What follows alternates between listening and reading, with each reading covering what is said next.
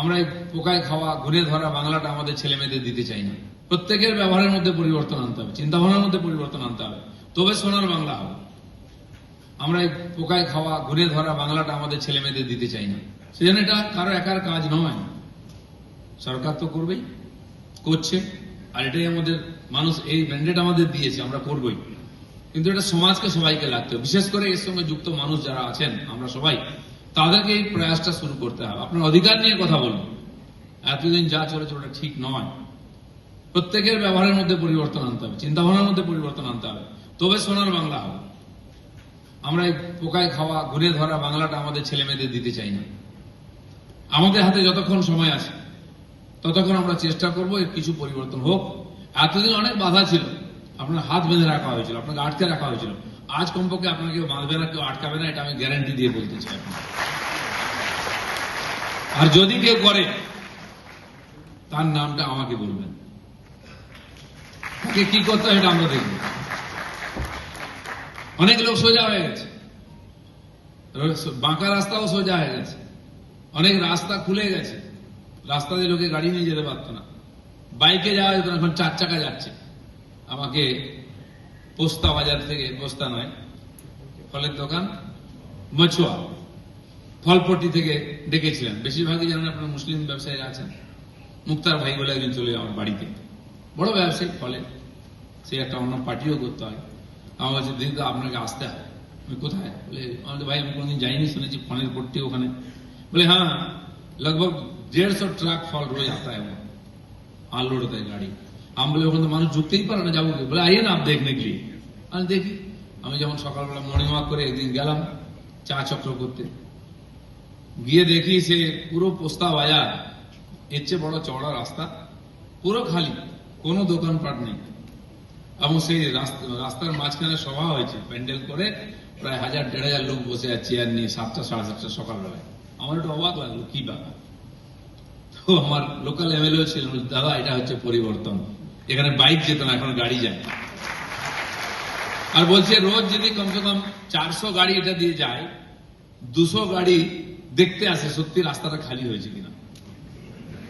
আমরা কাউকে লাঠি মারিনি, কেস করিনি, কিন্তু খালি হয়েছে, হতে পারে।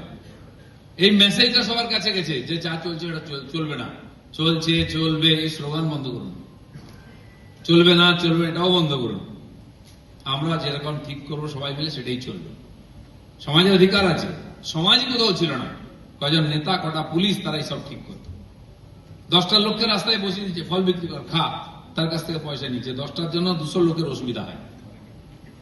এটা সবাই বুঝতে পেরেছে যেটা ঠিক নয়, কিন্তু নেতা যখন বলছে ঠিক, তো সবই ঠিক। না খাতা না বহি, দিদি যে বলে ও সহি।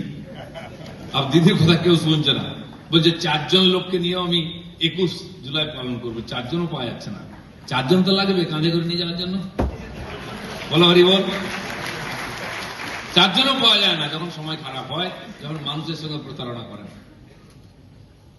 তো এই যে পরিবর্তন হয়েছে, এটা যুগ পরিবর্তন। 50 বছর তার জন্য অপেক্ষা করতে হয়েছে। এই 50 বছর পশ্চিমবাংলায় কোনো আইন শৃঙ্খলা ছিল না। আইন শৃঙ্খলা কি হয়, আইনের রাজ্য কি হয় আমরা জানি না। বেআইনি কাজটাই এখানে আইনি, যে যত আইন ভাঙতে পারে, দাদাগিরি করতে, ওর তো সম্মান। পাড়ায় তার যে মস্তানি করবে, আইন মানবে না, ধমকাবে, চমকাবে, লুটপাট করবে, তাকে সবাই মানে। সজ্জন ভদ্রলোকের কোনো তো বক্তব্যই ছিল না, না পুলিশ শুনতো না অন্য কেউ শুনতো। তাকে নিরীহ প্রাণী আর মনে করা হতো, তাকে তুচ্ছিত ছিল। একজন মাস্টারমশাই, একজন প্রিন্সিপাল, ভাইস চ্যান্সেলর, এর কোনো গুরুত্ব ছিল না। এটা কোনো সভ্য সমাজ হতে পারে যেখানে বিদ্বজ্জনের কোনো সম্মান নেই? বরঞ্চ তাকে অসম্মান করা, কষ্ট দেওয়াটা এখানকার ফ্যাশন হয়ে গেছে। ব্যবসায়ীরা বলছেন দ্বিতীয় স্বাধীনতা পেলাম আমরা, বলে পয়সা নেওয়ার পরে আমাদের চমকানো হতো। দিলীপ ঘোষের সঙ্গে কেউ ফটো তুলেছে, জানা হয়ে গেল, তাকে পার্টি অফিস ডাকবে না থানায় ডাকবে, ভাই তোরা তো হিম্মত, দিলীপ ঘোষের ফটো তুলেছিস, তার বাঁচার অধিকার নেই। তার বাড়িতে কোনো নেতারা ডাকতে পারবে না বিরোধীদেরকে। এই চীন রাশিয়ার চেয়ে আরো খারাপ, এখন পাকিস্তানের চেয়েও খারাপ হয়ে গেছে। তো সেজন্য এর যে পরিবর্তন খালি রাজনৈতিক পরিবর্তনে যাবে না, সামাজিক পরিবর্তন চাই, মানুষের জীবনের পরিবর্তন চাই। আর এই পরিবর্তনটা দিলীপ ঘোষ বললে হবে না, নরেন্দ্র মোদী বললে হবে না। ওই মানুষটা যখন বলবে যে হ্যাঁ পরিবর্তন হয়েছে, তখন সেটা সত্যি সত্যি পরিবর্তন হবে। দীনদয়াল উপাধ্যায় এটাই বলেছিলেন। লাইনের সবচেয়ে শেষে যে লোকটা দাঁড়িয়ে আছে তার কাছে উন্নয়নকে পৌঁছে দিতে হবে। মাননীয় নরেন্দ্র মোদী গত 12 বছর ধরে এটাই করছেন। তাই ভারতবর্ষের প্রত্যেকটি মানুষ আজকে অনুভব করছে যে আমি বাড়িতে বসে 6 বছর ধরে রেশন পাচ্ছি। যখন আমার কিছু ছিল না, কেউ ছিল না, তখন প্রধানমন্ত্রী আমার বাড়িতে রেশন পৌঁছে দিয়েছে। তাই তিনি যখন প্রধানমন্ত্রী হন 130 কোটি জনতার মধ্যে 30 কোটি লোক অতি দরিদ্র সীমার নিচে ছিল।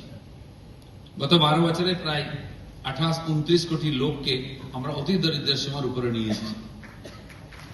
তার বাড়ি দিয়েছি, শৌচালয় দিয়েছি, গ্যাস দিয়েছি, তার বাড়িতে রেশন দিয়েছি, তার ছেলে মেয়েদের মিড ডে মিল দিয়েছি, বাড়ির বয়স্কদের চিকিৎসার ব্যবস্থা হয়েছে, যুবকদের লোন দেওয়া হয়েছে, ট্রেনিং দেওয়া হয়েছে, তুমি করে খাও। তারপরে 40-50 লক্ষ যুবক বাংলা ছেড়ে চলে গেছে গত 50 বছরের মধ্যে, 30 বছর, 20 বছরের মধ্যে। কলকারখানা চলে গেছে, ব্যবসা চলে গেছে, আমরা তাদের ফিরিয়ে আনতে চাই। 40 লক্ষ যুবক যদি বাংলার বাইরে থাকে, নতুন বাংলা গড়বেটা কি? আর তারা কি কাজ করে ওখানে? আপনি যে কোনো ভালো হোটেলে যাবেন বাংলার বাইরে, দেখবেন যে ছেলেটা আপনার ব্যাগ নিতে এসছে সে হচ্ছে বাঙালি, যে আপনাকে জল দিচ্ছে বাঙালি, যে টেবিলে খাবার দিচ্ছে, মুছে দিচ্ছে, রান্না করছে, সব বাঙালি। আমি বুঝতে পারি, কারণ আমি যেখানে যাই এসে বলবো দাদা একটা ফটো নেবো, একটা পিকচার নেবো, সেলফি নেবো, চেনে সবাইকে। আমি এখানে কি করছো? এই তো কি করবো, আর চলে এসছে চাকরি করতে। 12-14-15 হাজার একটা চাকরি করে, বছরে একবার বাড়ি আসে, বুড়ো বাবা মাকে দেখার লোক নেই, ছেলে বউকে দেখার লোক নেই। আর যে বাংলা দুনিয়ার লোককে চাকরি দিয়েছে, খাবার দিয়েছে, চিকিৎসা দিয়েছে, শিক্ষা দিয়েছে, একদিন সে আজকে এই অবস্থা, লেবার সাপ্লাই করছে, পড়াশোনা করতে যাচ্ছে ছেলেমেয়েরা বাইরে, ওখানেই চাকরি বাকরি করছে, আসছে না কেউ। কে গড়ে তুলবে বাংলাকে? কমপক্ষে ভদ্রলোকের থাকার উপযোগী করতে হবে বাংলাকে, আইন শৃঙ্খলা স্থাপিত করতে হবে, শুনতে হবে। আজকে ফোন করছেন যারা এখান থেকে চলে গেছেন ব্যবসায়ীরা যে আমরা আসবো। আমি সেদিন 11 ঘন্টার জন্য মুম্বাই গেছিলাম, শ্যামাপ্রসাদজির বলিদান দিবসে 21 তারিখ সন্ধ্যাবেলা গেলাম, ভোরবেলায় চলে এলাম। এরকম বড় হলে বিরাট আয়োজন ছিল, একটা সম্মান টম্মান করা হলো আমাদেরকে। তো যারা করেছিলেন ব্যবসায়ী ছিল না, কিন্তু আমাদের বাঙালিও প্রচুর ছিলেন। তারা বলছেন দাদা জুলাই মেহি আম কার্যালয় লে লেঙ্গে কলকাতা, এই মাসে তারা কলকাতায় অফিস দিচ্ছেন, এখানে ব্যবসা শুরু করবেন, ইউনিভার্সিটি শুরু করা, হসপিটাল শুরু করা, বিমা থেকে আরম্ভ করে অন্যান্য ইন্ডাস্ট্রি, জমি খুঁজছেন তারা। কিন্তু আমাদের কাছে কোনো পলিসি নেই, ইন্ডাস্ট্রিয়াল পলিসি নেই, ল্যান্ড পলিসি নেই, যে কেউ এলে তার হাতে কাগজ দিয়ে দেবো তুমি কাজ করো, নাই। এটা শুরু করতে হবে। তাই আমাদের মুখ্যমন্ত্রী বলেছেন পুজো অবধি আমরা এই সমস্ত কিছু রেডি করে দেবো, তারপর কেউ এলে যেন ফিরে না যায়, সেটা কাজ শুরু করতে হবে। আরো ভালো ভালো খবর দেখতে সাবস্ক্রাইব করুন বাংলা হান্টের ইউটিউব চ্যানেল। বাংলা হান্টের আরো খবর দেখতে নজর রাখুন। বাংলা খবর মানেই বাংলা হান্ট।